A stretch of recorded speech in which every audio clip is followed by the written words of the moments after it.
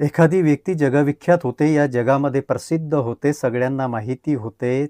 ती अगदी त्या शिखरावर जाऊन पोचते, कारण त्याची एक कृती, एक कलाकृती या जमान्याला माहिती होते. एखाद्या कवीची एक कलाकृती, एक कविता जगविख्यात होते आणि तो कवी म्हणून उदयाला येतो. एखादा चित्रकार एखाद्या चित्रामुळं त्या ठिकाणी उदयाला येतो, प्रसिद्ध पावतो. एखादा मूर्तिकार त्याच्या हातून तयार झालेली मूर्ती जगप्रसिद्ध होते आणि तो मूर्तिकार सुद्धा प्रसिद्ध होतो. म्हणून माणसामध्ये काहीतरी दडलेलं असतं. आपल्यामध्ये काय दडलंय ते बाहेर फेकण्याची कला म्हणजे खरं जीवन, खरा संघर्ष, खरं सौंदर्य.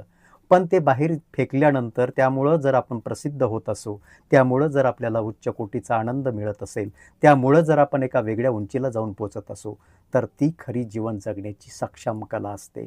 ते खरं चैतन्यमय जीवन असतं.